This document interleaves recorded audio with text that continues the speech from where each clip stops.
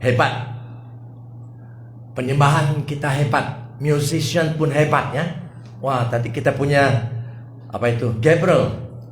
Dia cuti mungkin balik Kuching kan. Wah, dia punya keyboard pun luar biasa. Haleluya.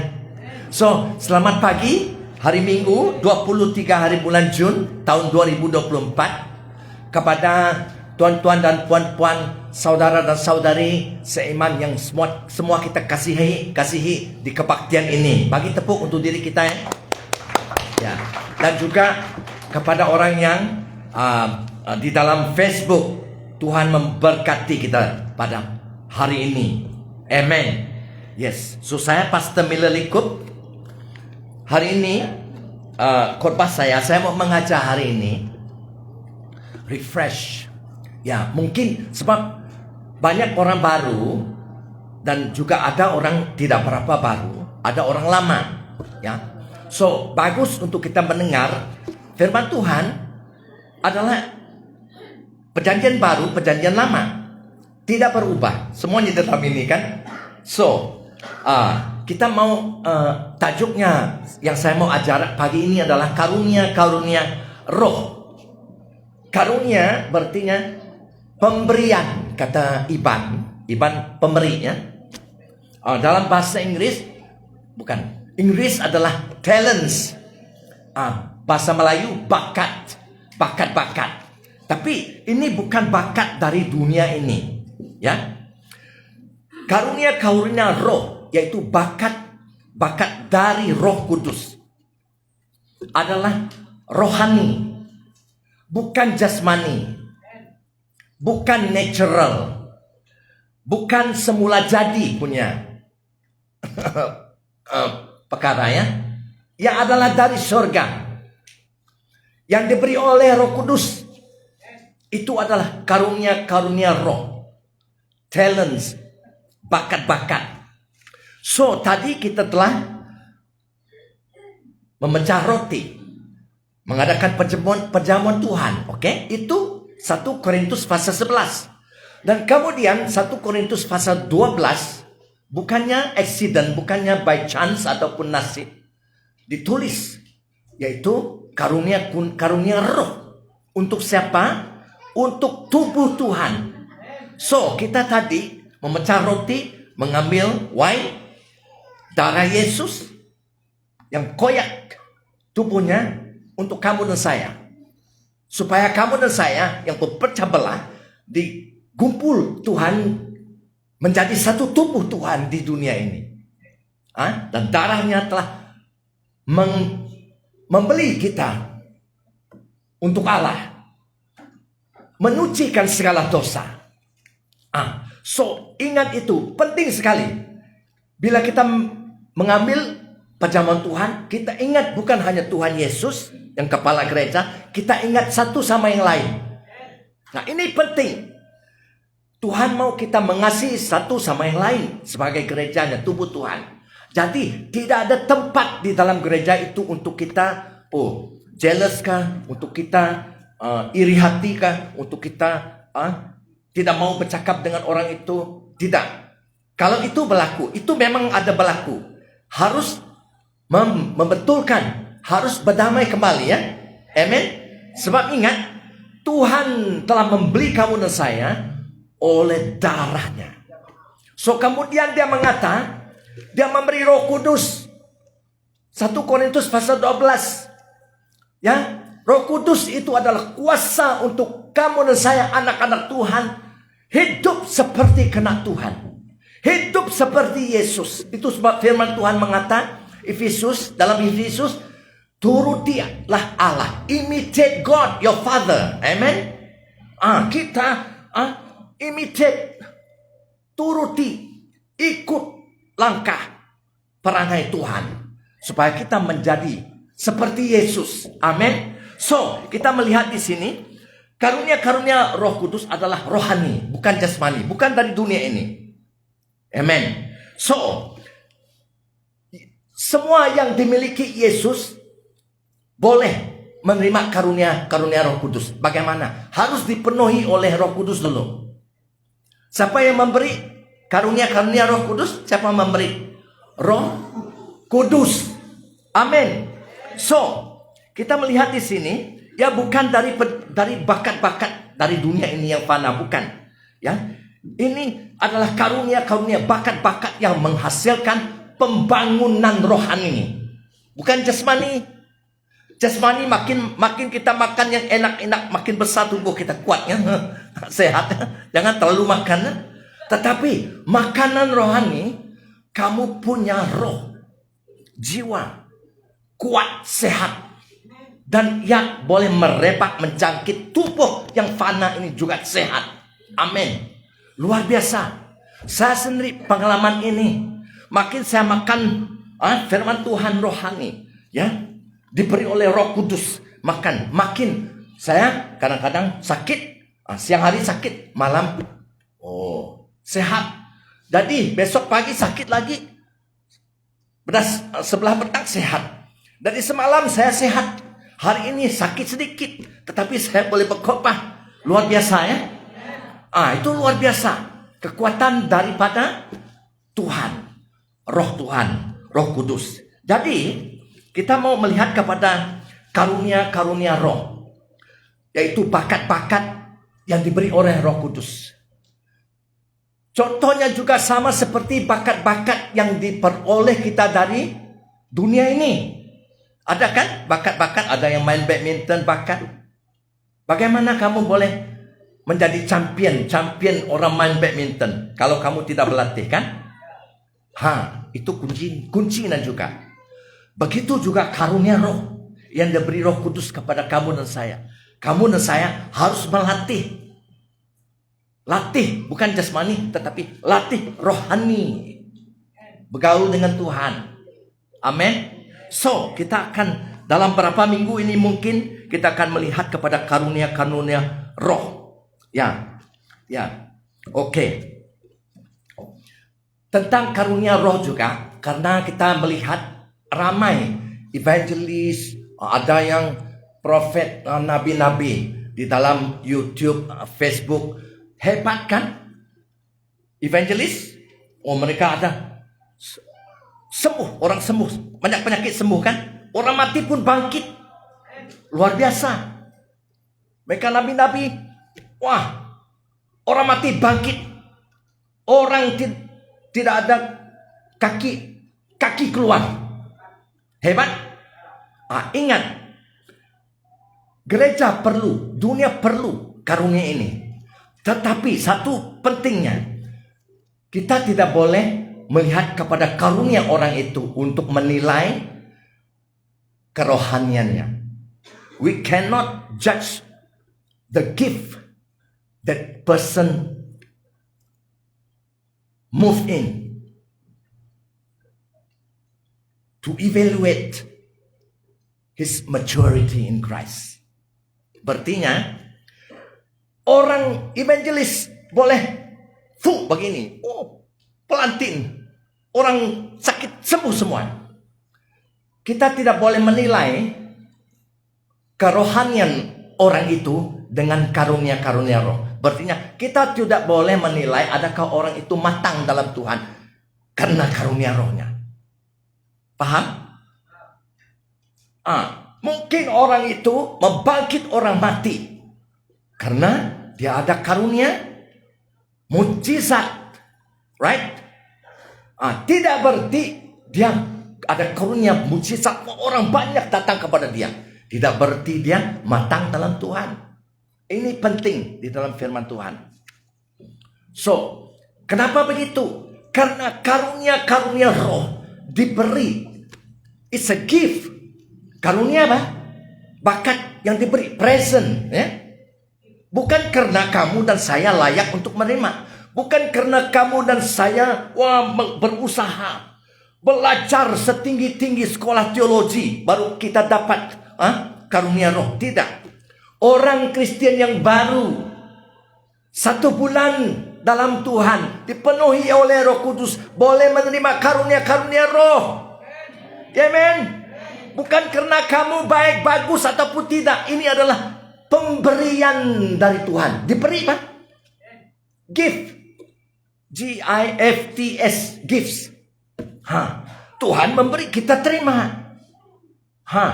So, itu sebab jangan menilai seorang itu sebagai orang yang hebat Tuhan, orang yang rohani ataupun matang dalam Tuhan karena dia memiliki karunia mujizat. Dia boleh berjalan atas air. Karunia, it's a gift. Oleh Roh Kudus. Roh Kudus memberi untuk apa? Untuk membangunkan gereja bagi kemuliaan Tuhan. Ini penting. Amen. So, saya memberi contoh, yaitu karunia Roh bukan tanda untuk kita menilai seorang itu matang dalam Tuhan. Ingat tidak kita telah mendengar tentang Samson? Ya, Samson, seorang yang mempunyai kekuatan yang menakjubkan, hebat kan? Tuh, Samson. Bila Roh Kudus turun atas dia, dia memiliki kekuatan yang hebat. Yes, tetapi dia hidup menurut daging. Tuh, dia hidup menurut daging. Tak payah sebutlah. Dia pergi sana sini. Tetapi akhirnya dia juga belajar. Dia bertobat. Dan Tuhan mengampuni dia. So, oke. Saya mau membaca daripada Korintus 1 Korintus pasal 12. Tak payah baca itu. Pasal 13, pasal 14. Semua itu adalah tentang karunia Roh. Juga ada buku lain pun boleh rujuk kepada Roma 12, Efesus pasal 4, banyak rujukan tentang karunia Roh, the gifts of the Spirit. Ya, so saya membaca 1 Korintus pasal 12 ayat 1. Oke. Sekarang tentang karunia Roh, kata Rasul Paulus yang diurapan oleh Roh Kudus untuk menulis ini untuk kamu dan saya. Ya. Aku mau, kata Rasul Paulus, saudara-saudara, supaya kamu mengetahui kebenarannya. Amen. Firman Tuhan mengatakan, kita harus mengetahui kebenaran tentang karunia Roh.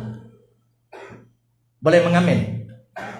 So saya mau tanya, berapa lama kita sudah menjadi Kristen? Sudah mengetahui tentang karunia Roh? Belum tentu. Itu sebab saya menggalak di dalam kelompok rumah, di mana-mana pun, dalam doa syafaat, boleh tanya tentang apa yang kamu dan saya tidak paham, supaya pemimpin-pemimpin menerangkannya. Gereja tidak seharusnya tidak tahu tentang karunia Roh. Saya tidak mengatakan kita tahu hal 100% tidak. Kurang-kurangnya kita tahu ya. So, gereja harus tahu tentang karunia Roh ya.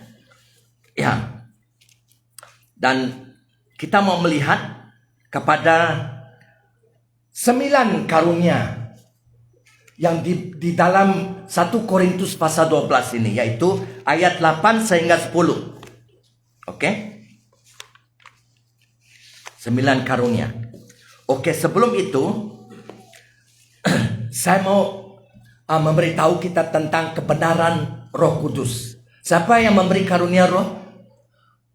Roh Kudus. Oke. Roh Kudus. Banyak kebenaran tentang Roh Kudus untuk kamu dan saya. Luar biasa. Ya. Satu daripada kebenaran tentang Roh Kudus adalah Roh Kudus mendatangkan kelahiran baru, ciptaan baru. Roh Kudus yang mendatangkan ciptaan baru itu. Dan Roh Kudus juga menyertai kita dan diam di dalam kita. Siapa yang dalam kamu tuh? Roh Kudus mengajarkan segala sesuatu kepada kita dan mengingatkan kita akan semua yang telah Yesus katakan kepada kita. Itu sebab bila saya merenung firman Tuhan, Roh Kudus mengingatkan saya apa yang telah saya dengar dulu, yang setelah saya lupa. Roh Kudus mengingatkan apa yang Yesus katakan kepada kamu dan saya. Dan juga Roh Kudus akan bersaksi tentang Yesus Dan karena Roh Kudus bersaksi tentang Yesus, kita juga harus bersaksi tentang Yesus. Amin. Itu penting itu. Ya. Dan apalagi bila kita dipenuhi oleh Roh Kudus membolehkan kita bercakap dalam bahasa-bahasa yang lain. Ada? Ya. Roh Kudus membolehkan kita untuk bernubuat, untuk melihat penglihatan, dan mendapat mimpi-mimpi. Ada orang mimpi. Ya. Roh Kudus melakukan itu. Roh Kudus membantu kita dalam kelemahan kita. Ada orang lemah? Ada orang kuat? Sentiasa kita lemah. Roh Kudus membantu kita dalam kelemahan kita. Roh Kudus menguduskan kita. Halo? Mau jadi kudus? Saya mau. Firman Tuhan di dalam Wahyu akhir chapter 21 kah? Mengatakan biarnya yang jahat terus menjadi jahat, dan biarnya yang kudus terus menjadi kudus. Amin. Roh Kudus yang mengudus kita. Kamu dan saya tidak dapat menguduskan kita. Tidak dapat. Betang berkata itu Hokkien mengata betang. Menguduskan kamu dan saya. Oke. Dan Roh Kudus memuliakan Yesus. Amen. Yes. So kita kembali kepada karunia Roh Kudus. 1 Korintus pasal 12 ayat 8 sehingga 10 ya. Berapa karunia di dalam sana? Ada 9. Ya. Ini satu daripada yang kita mau lihat beberapa minggu ini ya. Yaitu karunia untuk berkata-kata dengan hikmat, nomor 1. Karunia berkata-kata dengan pengetahuan, nomor 2. The word of knowledge. Karunia iman, faith, gift of faith. Karunia untuk menyembuh, gifts of healings. Ya. Kuasa untuk mengadakan mukjizat, working of miracles. Karunia untuk bernubuat, profesi. Karunia untuk membedakan bermacam-macam roh. Discerning of spirits. Berkata-kata dengan kuasa roh, dengan bahasa roh. Berkata-kata dengan bahasa roh. Ini karunia yang paling ramai kita memiliki ya. Betul? Speaking in tongues. Speaking in other languages. Bercakap dalam bahasa-bahasa yang lain.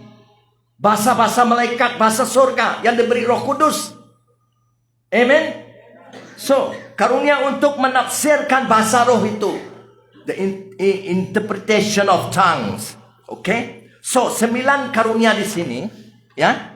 Jadi, kita mau tanya, siapakah golongan manusia yang diberi karunia-karunia roh ini? Siapa? Kamu sudah tahu kan? Okay? Semua ahli gereja Tuhan, semua ahli gereja boleh menerima karunia-karunia Roh Kudus ini. Tulis 1 Korintus pasal 12 ayat 7. Ayat 11. Ayat 7 mengata, tetapi kepada tiap-tiap orang di mana? Di gereja itu dikaruniakan penyataan roh untuk kepentingan bersama. Dan ayat 11 mengata, tetapi semuanya ini dikerjakan oleh roh yang satu dan yang sama, yang memberikan karunia kepada tiap-tiap orang secara khusus seperti yang dikehendakinya, yang dikehendak oleh Roh Kudus. Berarti semua ahli gereja Tuhan, yang dimiliki Tuhan, yang telah dipenuhi oleh Roh Kudus, diberi karunia roh ini oleh Roh Kudus. Dan kamu dan saya harus mau. Ada keinginan untuk menerima karunia-karunia roh ini kan? Harus ada. Amin. Dan bukan hanya menerima dan kita simpan, tetapi gerakan. Betul? Amin. So kita belajar ya. So semua gereja boleh menerima. Dan apalagi memang semua yang telah dipenuhi oleh Roh Kudus lah. Kalau orang itu ada Kristen tidak dipenuhi oleh Roh Kudus, bagaimana Roh Kudus mau memberi dia karunia roh? Tidak ada. Harus dipenuhi oleh Roh Kudus. Baru Roh Kudus di dalam kita itu memberi kita bakat-bakat itu, karunia roh itu. Yes. 1 Korintus pasal 12 ayat 11 tadi. Ya, tetapi semuanya ini dikerjakan oleh Roh yang satu, yang sama, yang memberikan karunia kepada tiap-tiap orang secara khusus. So, Roh Kudus yang memberi. Dan di dalam Kisah Para Rasul pasal 1 ayat 8, Yesus mengatakan kepada muridnya, kamu akan menerima kuasa bila Roh Kudus turun atasmu. Kuasa itu adalah untuk kehidupan baru, untuk terus melakukan pelayanan Tuhan. Amin. So, kita melihat. Jadi harus dipenuhi oleh Roh Kudus. Ya, siapa lagi golongan manusia yang diberi karunia-karunia roh ini? Yaitu mereka yang menginginkannya. You need to desire. Earnestly. Harus menginginkannya. 1 Korintus pasal 12 ayat 31. Saya baca di sini. Jadi berusahalah. Perkataan berusaha itu adalah berhasrat dalam BM. Di dalam Inggris adalah earnestly desire the best gifts. Berartinya berusaha, berhasratlah, yes, mengingini karunia yang besar, yang best sekali, yang luar biasa. Apakah karunia yang best itu? Karunia yang paling utama apa? Kalau kita membaca karunia yang paling utama, the best gift adalah karunia untuk membangunkan gereja. Itu the best gift. So saya mau tanya, karunia yang second best apa? yang tidak berapa best adalah untuk pribadi, untuk kamu membangun diri sendiri. Karunia apa itu? Amin. Tahu kamu? So ada latih, ada terus berdoa dalam bahasa roh. Saya tahu kalau orang tidak berdoa dalam bahasa roh dan tidak membaca Alkitab, saya tahu. Saya pura-pura tidak tahu. Tidak boleh lari daripada Roh Kudus yang di dalam kita. Amen. So berjaga-jaga ya. Jangan takutlah. Tidak karena kita marah orang, kita mau menggalak. Amin. Puji Tuhan. So, excuse. Ya. Dan siapa lagi golongan yang manusia yang diberi karunia-karunia roh ini adalah oke. Mereka yang telah dipenuhi oleh Roh Kudus, ya mereka adalah yang telah dimiliki Yesus, yang harus menginginkannya. Juga Kristen, semua Kristen, kita harus ada pengetahuan tentang karunia-karunia roh. Tadi kita mendengar ya, you must have knowledge of the gift of the Spirit. Pengetahuan. Kalau tidak, kamu agak-agak kan? Kamu boleh lari kepada kebenaran, betul? So kita harus merendahkan diri, harus dibetulkan. Oke. So dalam juga bila kita bergerak di dalam karunia-karunia roh, kita harus didorong oleh kasih, love. Penting itu. Banyak orang masih digerak oleh karunia roh, tetapi tidak didorong oleh kasih. Ada waktu you mesti marah orang. Mesti. Ini Roh Kudus mengata ini. Seorang semua luka, sakit, penimpala orang. Karena tidak didorong oleh kasih. Ini bukan kasih manusia, ini kasih Allah. Firman Tuhan mengatakan di dalam Roma pasal 5 ayat 5, Allah telah memberikan kita kasih agapaunya dalam Roh Kudus yang di dalam roh kita itu. Jadi semua kita memiliki kasih Allah. hanya harus membangunkan kasih Allah di dalam kamu itu. Saya puji Tuhan, Tuhan Yesus, Roh Kudus makin memberi saya kasih Allah.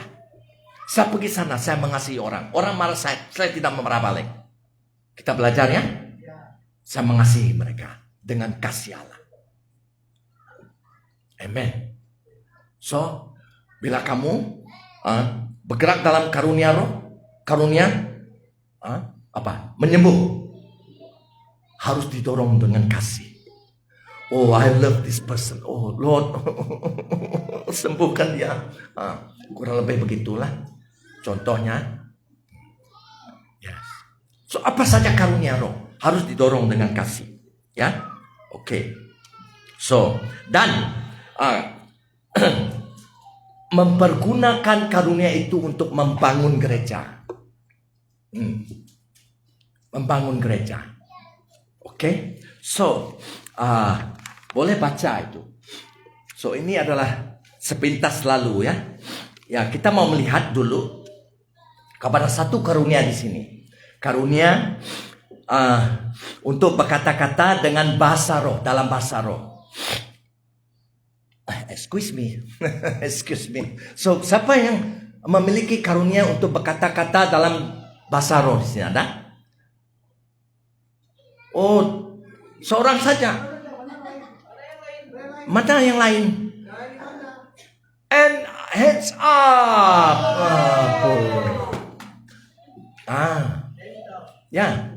So, the gift of tongues. Tapi tongue itu lidah. Tidak bagus bunyinya. Sebenarnya adalah karunia-karunia untuk bahasa dalam berbagai bahasa yang diberi oleh Roh Kudus.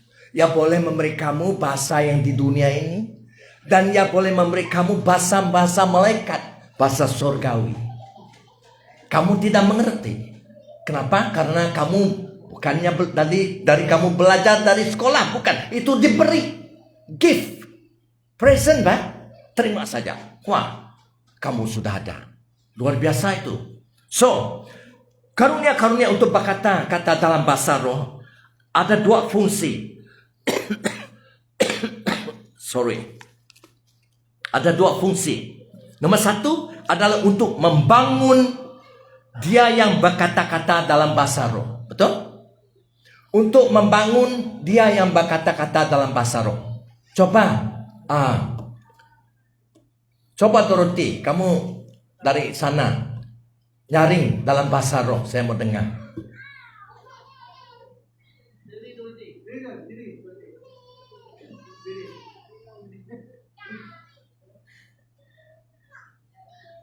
Di sana.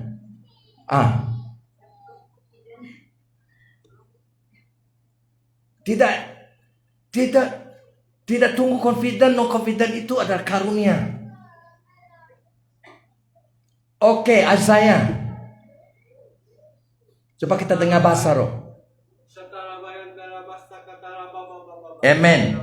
Oke. Itu membangun diri dia. Bila dia berkata-kata dalam bahasa roh ataupun berdoa dalam bahasa roh ataupun menyanyi dalam bahasa roh, itu membangunkan diri dia. Kamu mau membangunkan diri kamu? Berdoa dalam bahasa roh, berkata-kata dalam bahasa roh. Saya banyak kali berdoa dalam bahasa roh, siang dan malam, di mana saja. Roh yang membangun, Pak. Kamu mau tahu tentang banyak wahyu? Roh memberi. Bila kamu berdoa dalam bahasa roh, membangunkan kamu. Amen. Itu satu fungsi. Dan fungsi yang kedua adalah bahasa roh bila digunakan dengan karunia untuk menafsirkan bahasa roh, ialah untuk membangun seluruh gereja. Bahasa roh itu tadi bila diguna dengan satu lagi satu lagi karunia, yaitu untuk menafsirkan bahasa roh itu tadi. To interpret the gift of language, the gift of tongue, akan membangun gereja. Karena bila dia bercakap dalam bahasa roh tadi, kamu dan saya mengerti kan? Tetapi kalau dia setelah itu menggerakkan karunia untuk menafsirkan bahasa roh dia itu dalam bahasa yang kita paham, kamu dan saya paham, kita mengerti kan? Kita dibangun. Itu kuncinya. Oke, bila tadi dia berdoa dalam bahasa roh, oke, doa lagi Azaya, jangan nyari sedikit. Oke, amen. Jadi dia sendiri boleh minta karunia untuk menafsirkan bahasa roh itu, ataupun saya pun boleh menafsirkan apa yang dia kata di dalam bahasa roh itu. Tuhan mengata Tuhan sayang dengan gerejanya dan mau membangun semua gerejanya supaya hebat dalam bahasa karunia-karunia roh. Contoh itulah. Jadi kamu mendengar, paham tidak? Saya yang menafsirkannya, interpret. Bukan translation, interpretation. Menafsir. Bukan menerjemahkan, tetapi menafsir. Ya. Jadi kamu dan saya dibangun. Jadi adalah baik di dalam konteks 1 Korintus pasal 12 ini, kalau kita menggerakkan karunia-karunia bahasa roh, harusnya di kalangan ramai seperti kebaktian ini, kalau tidak ada orang yang menerjemah ataupun tidak ada orang yang menafsirnya, biarnya diam, biarnya bercakap dengan dirinya dengan Allah. Jangan bercakap di kalangan orang ramai. Itu konteks bahasa roh. Ada satu ketika dulu di gereja lama kami dulu, orang yang mengiring sembah, orang yang main musik ini, mereka memuji Tuhan, memuji Tuhan. Tiba-tiba seorang Cina yang tinggi Tionghoa, dia tiba-tiba bercakap dalam bahasa roh, bunyi orang India. Wah, semua orang terkejut. So musician pun berhenti. So saya pun tunggu. Tidak ada apa-apa. So music terus tidak ada orang dibangun. Paham? So seringkali, bukan setiap kali, banyak kali, bukan selalu, bukan setiap minggu, Roh Kudus memberi saya bahasa roh dan juga memberi saya karunia untuk menafsirkan bahasa roh itu. Kadang-kadang saya dengar ada orang di belakang saya di depan sini kan, di belakang, mereka berbahasa roh. So saya tunggu, tidak ada orang menafsirkan bahasa roh itu. So saya menafsir bahasa roh itu. Saya ada karunia menafsir bahasa roh itu. Dan juga nubuat dan kata-kata pengetahuan. So kamu harus ingin. Ini membangunkan gereja. Oke? So itu adalah dua fungsi ya. Satu untuk membangun diri kita sendiri, dan satu untuk membangun gereja. Kalau bahasa roh itu ditafsirkan kepada bahasa yang kita paham. Amen. So Alkitab mengajak kita bagaimana untuk menggunakan bahasa roh di kalangan ramai ya. Yaitu di dalam kebaktian seperti inilah. So kalau lain kali ingat ini, mau berbahasa roh, harus ada ikut cara Alkitab. God is a God of order. Allah adalah Allah yang teratur ya, tidak huru-hara, tidak kacau bilang. Order ya. So jadi untuk menggunakan bahasa roh di kalangan ramai di dalam kebaktian, ya bahasa roh itu harus digerak dengan kasih. Amen. Gerak dengan kasih tadi ya. Dan kemudian diikuti dengan karunia menafsirkan bahasa roh itu. Oke? Seperti tadi Yesaya bercakap dalam bahasa roh. Jadi kamu tidak paham. Jadi seorang tadi menafsirkannya dalam bahasa yang kamu dan saya paham. Jadi itu membangun. Tetapi kamu dan saya harus serius. Jangan mengatakan tidak ada apa. Kamu tahu kenapa gereja tidak tumbuh-tumbuh? Karena mereka mengabaikan karunia bahasa roh itu. Karunia tafsiran bahasa roh. Karunia kata-kata hikmat. Karunia kata-kata pengetahuan. Karunia profesi, nubuat. Gereja tidak tumbuh. Jangan mengabaikannya. Itu dari Roh Kudus kan? Yes. So, kita harus diikuti oleh karunia untuk menafsirkan bahasa roh ya tadi ya. Oke. Dan nomor tiga di dalam 1 Korintus pasal 14 ayat 27 berbunyi begini dalam bahasa Malaysia. Saya baca 1 Korintus pasal 14 ayat 27. Jika ada orang yang hendak bercakap dalam bahasa yang ajaib, itu BM. Bahasa yang ajaib dalam bahasa Indonesia, bahasa roh. Paling banyak harusnya 2 atau 3 orang saja bergilir bercakap. Seseorang haruslah menjelaskan atau menafsirkannya apa yang dikatakan itu. Jadi di dalam konteks kebaktian ini, kalau ada orang yang mau bergerak di dalam bahasa roh, 1 ataupun 3 orang bergilir ya. Dan harus ada seorang yang menafsirkan bahasa roh itu dalam bahasa yang kita paham. Karena seperti yang kata firman Tuhan, God is a God of order, bukan huru-hara ya. So ini penting. Boleh baca di dalam 1 Korintus pasal 14 ayat 5. 1 Korintus 14 ayat 5 mengatakan, aku suka supaya kamu semua berkata-kata dengan bahasa roh, kata Rasul Paulus. Tetapi lebih daripada itu, supaya kamu bernubuat. Sebab orang yang bernubuat lebih berharga daripada orang yang berkata-kata dengan bahasa roh. Kecuali kalau orang itu juga menafsirkannya, sehingga jemaat dapat dibangun. So orang yang bernubuat lebih penting daripada orang yang berbahasa roh. Kecuali orang yang berbahasa roh itu juga menafsirkan bahasa roh supaya kita mengerti. Jadi sama-sama penting kalau begitu, betul? So ingat, di mana-mana kita berada, kebaktian hari Minggu, sebelum datang siapkan diri. Kalau Tuhan, Roh Kudus gerakkan saya pagi ini, saya mau berkata-kata dalam bahasa roh, dan berikan saya juga tafsirannya.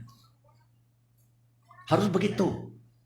Saya selalu di rumah, bila saya menyiapkan khotbah, saya juga mengantar Roh Kudus, bukan hanya memberi saya wahyu firman Tuhan yang saya mau khotbah, iringkan saya supaya saya bergerak dalam bahasa roh dan menafsirkannya, supaya saya bergerak dalam nubuat, supaya saya bergerak dalam karunia-karunia untuk menyembuh orang-orang sakit.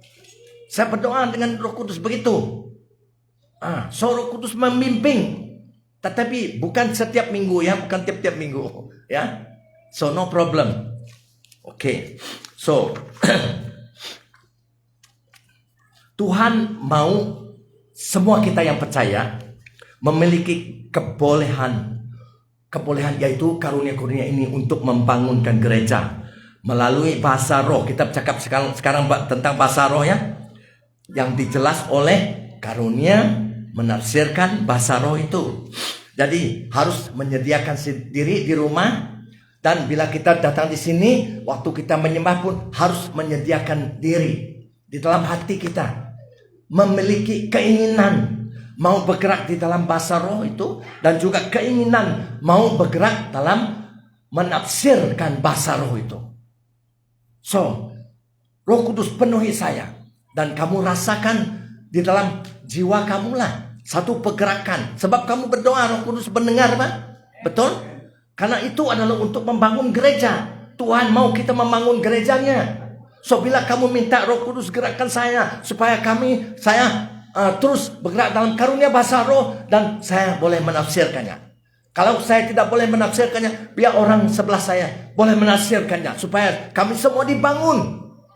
So kamu terbuka, relax, terbuka hati kamu kepada Roh Kudus. So, yes, kamu merasakan satu pergerakan di dalam jiwa. Wah, berkobar-kobarkan. Wah, kamu rasa, wah, saya sudah sedia untuk bercakap dalam bahasa roh. Jangan terus bercakap dalam bahasa roh. Sebab firman Tuhan mengatakan, roh-roh nabi-nabi takluk kepada nabi-nabi itu. Berartinya, kamu boleh mengawal karunia itu sehingga tepat waktunya, waktu yang sesuai baru kamu mengeluarkannya, betul? Seperti contoh tadi, orang main musik, orang mengiring sembah, tiba-tiba seorang di belakang sana berbahasa roh dengan begitu nyaring, semua orang terperanjat, semua orang diam.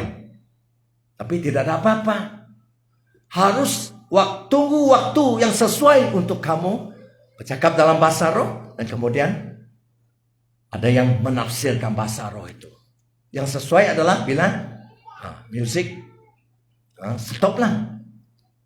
Musician, pengiring sembah pun harus sensitif. Jangan terus, saya duduk. Sensitif. Dengar. Senyap sebentar. Sebab orang mau bangkit, bergerak dalam karunia-karunia bahasa roh. Tiba-tiba pengiring sembah mengatakan, sila duduk. Tidak betul. Jangan tegopo apa ya. Kita perlu diiring oleh Roh Kudus. Amen. So kita belajar, ya. Jadi